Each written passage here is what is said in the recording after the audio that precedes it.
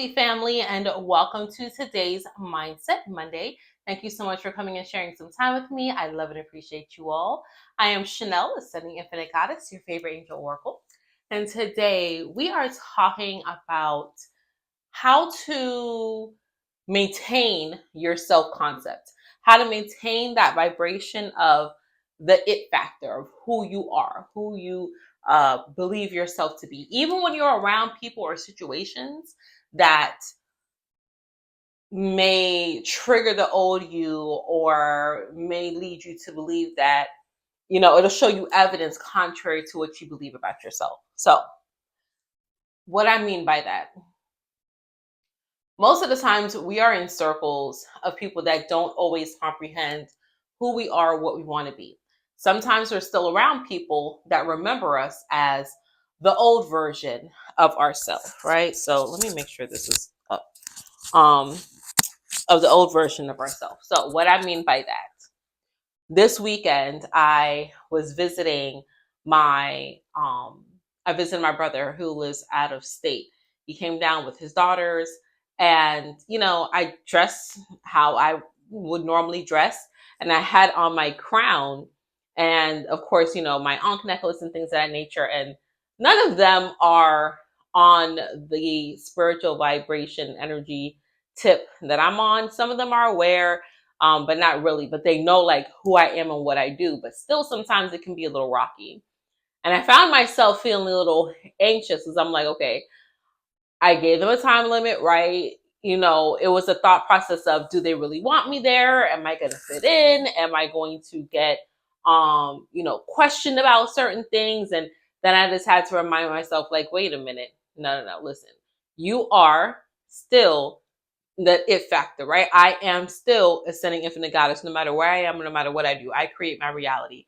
And if I have anxiety about how I may present myself or how I may show up, then I'm attracting what it is that I'm afraid of. Now, once I like let that go, because literally it's like 10 minutes stirrings, the feelings as I was building up, right? As I got closer to the rental property. And there's some other factors there. The last time we communicated, it wasn't all that good. So I was just like, whatever. And I just had to tell myself, listen, bury the hatchet. It's okay, right?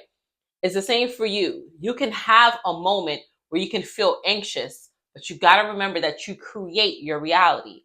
So I walk in, and of course, all eyes on me.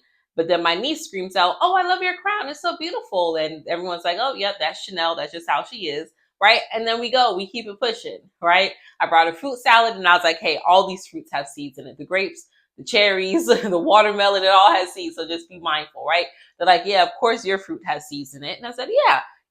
So they're all aware of who I am, where it is. And I still, had, I still created some type of conflicting energy, but the way how they responded, it was in a different way. It was rather to help build on my self identity or my self concept, right? So what I'm saying to you is you can allow yourself the few minutes of doubt, because not only are you sorting through your feelings, but you're also picking up on the feelings of the other party that you're dealing with, right? So let's say that you're going to a public place, like okay, my baby, I'll take him to school in the morning, and the teachers will be like, "Hey, good morning." And, I always tell him, "Hey, grand rising." When he wakes up in the house, he tells me grand rising, right? Or the sun is up, or happy good day, or whatever the case may be. So good morning, sometimes it will make him feel a little bit conflicted. And I just tell him, "Hey, it's okay to say grand rising, right? Your teachers may say something different, but it's okay, right?" And now he says it, and some of the teachers respond back to him, grand rising, right? Leaving a little bit less anxiety. If you be yourself and you fight through, or you push through rather, right? Because you don't want to fight, but you push through or you push past that feeling of uncertainty and anxiety and allow yourself to always consistently be yourself. Again, you're giving permission for those other individuals, but now you're allowing yourself to feel more easy in your space of who I am. Because sometimes that anxiety comes up if you question if who you are really is authentic. Is this authentically who you really want to be?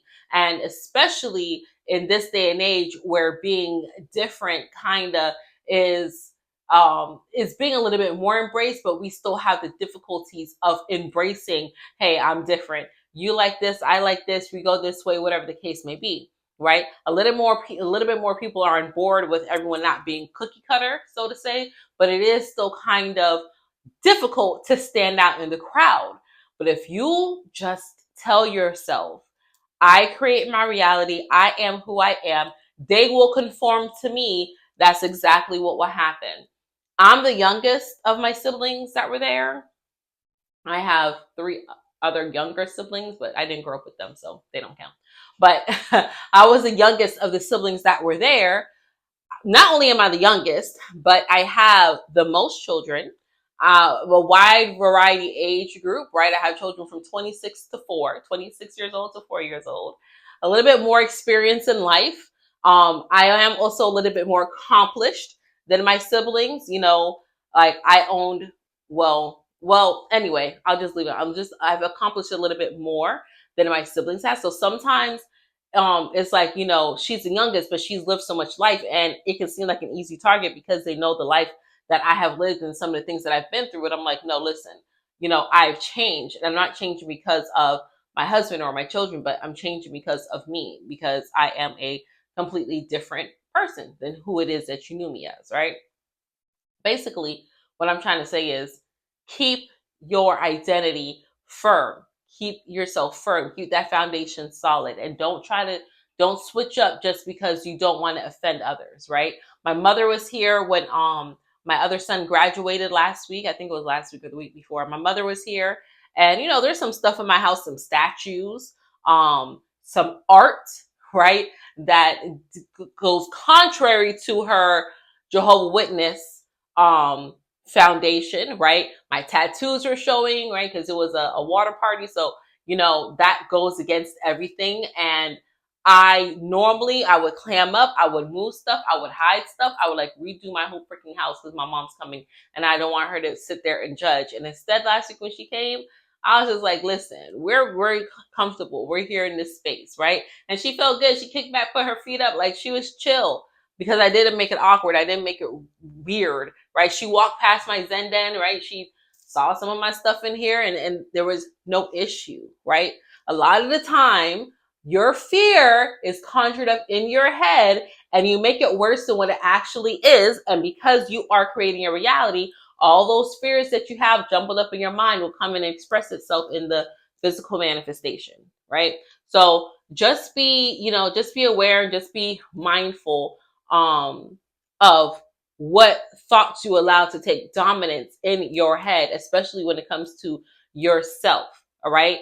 The main thing to do to stay firm in your identity switch is let yourself or remind yourself, I am a different person. This is who I am now. It's okay if they don't recognize me as this, but I can gently correct them. I can, help them see that who I am is this person. And if they still try to fight you or put you into a box, just say, I don't consent to this and leave. You have the ability to leave the space. They're like, hey, you're not staying. Oh, you're not staying for dinner. Oh, you're not. Nope, nope, nope. This is the amount of time I got going on, right? I have other stuff happening in my life, even if it's just to go sit on my couch in my pajamas, right? It doesn't matter, right? Give yourself that grace and the control to not worry more about other people's feelings over your own. You got to start prioritizing yourself, your self concept, your self image, your self love. You've got to start prioritizing yourself over other people and what they may think, feel, or say about you. Like, who cares? Who cares? You are the omnipower. You are the source. You are the code. And what you think and feel about yourself is the only one that matters. Okay. Stay strong in your foundation about how you view yourself, how you feel about yourself, and don't switch up. Don't become a whole different person, right? My husband was talking about code switching. Don't become a whole different freaking person just to try to fit into the illusion of other people's reality. Okay. So I hope that made sense. I know I kind of gave you personal examples, but I'm the only expert on me. So that's where I got to get my examples from. I got to give it to you from my life experience. But I love you all and I'm grateful for you all. And until we connect again, stay alert, stay aware, and live in love.